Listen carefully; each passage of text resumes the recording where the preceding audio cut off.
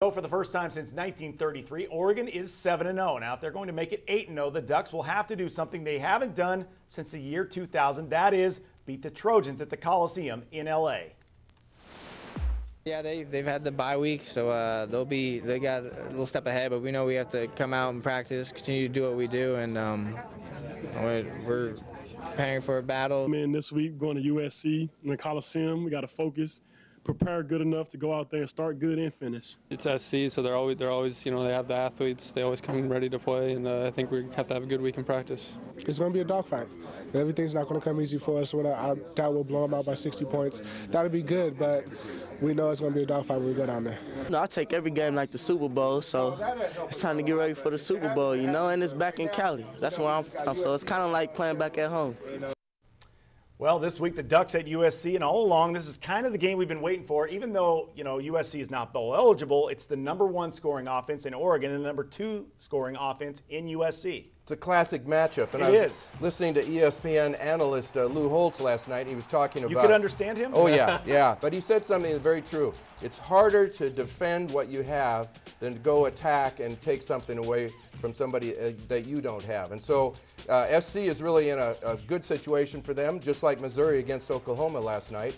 And, you know, Darren Thomas, the rest of the Ducks are going to have to play turnover-free football and not make mental mistakes. And I think if Chip Kelly can work it so it's Oregon's offense against SC's defense, Oregon will win because SC does not have the talent up front to stay with the Ducks. Now, even though the Trojans are not bowl eligible, they can still win the Pac-10. And an interesting tidbit out of L.A. this week, Lane Kiffin toying with the idea of going to an Oregon-type spread offense next season. Yeah, a novel idea, right?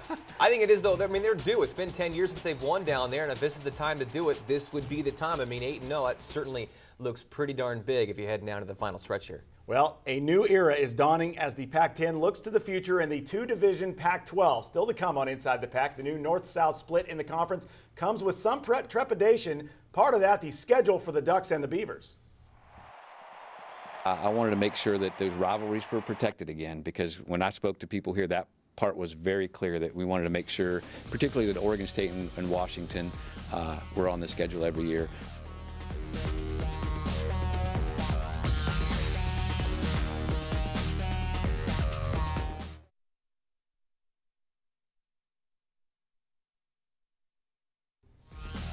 The latest AP Top 25 for the second week in a row. It's the Ducks at #1, picking up 5 more first-place votes, giving Oregon 44 now. Boise State holding at #2. Auburn did not leapfrog them. They're #3. Tigers' highest ranking in 4 years. The top 5 in the coaches' poll looks the exact same. After knocking off Oklahoma, Missouri vaults 11 spots to #7. The Sooners down to 11, LSU 12, Stanford 13, Arizona 15. And after missing out on the top 25 for the past 2 weeks, the Trojans are back in at #24. With the announcement of the North-South division alignment, along with equal revenue sharing in the new Pac-12, change is coming for the Ducks and the Beavers. Gone is the every-year trip to L.A., but in the future, equally shared revenue across the 12 teams, give and take, to be sure. We had a unanimous vote. People are incredibly positive about where the conference is going, and obviously change requires give and take. And our leadership is determined to be a conference that's dynamic, that's at the forefront of change in intercollegiate sports, and that's where we're going to wind up. The fact that we're moving towards equal sharing in revenue is a great position for the Pac-12 moving forward. Again, because what we want is competitive equity for the long term, and I think that plays a big role in everybody moving forward. Inside the Pac is just about to wrap up, but when we return, Saturday Scholars. That time of the show again. Before we go, Saturday Scholars, and Nick, first down is up for you. Yeah, I guess technically it's a Thursday Scholar here, but proving again how deep the Ducks are.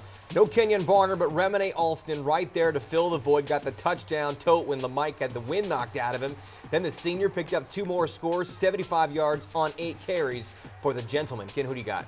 Darren Thomas continues to get better and better. He had a career day passing, 308 yards, 22 completion in only 3 quarters. 3 touchdowns, no interceptions. He's 3rd in the Pac-10 in pass efficiency, and he's giving better and better interviews after the game as well. He is growing in that regard as well. Finally, my scholar goes to Keola Antolin from Arizona, 14 carries, 114 yards and 2 scores against the Huskies. He and Nick Grigsby counted for 4 of the Wildcats' 6 touchdowns against the Dogs. And Ken, as we look ahead here, I mean, obviously USC is the next on the schedule, but wouldn't you think that Arizona game, if you remember a few years back when they came up to Autzen and beat the Ducks here, I mean, that looks to me like one of the tougher games in Oregon's 5-game stretch run here. Well, you're right. And the thing that's tough for the Ducks right now, they're going to play some teams that are all capable of playing lights-out defense. SC could, Cal can, Arizona can, and Oregon State, whenever it comes to the Civil War, they're going to be there to defend. And I mean, it's a tough conference. And then, Nick, the Beavers back at home, and they obviously play better at home. Yeah, certainly. I mean, I think every team in any sport anywhere plays better at home. And for them,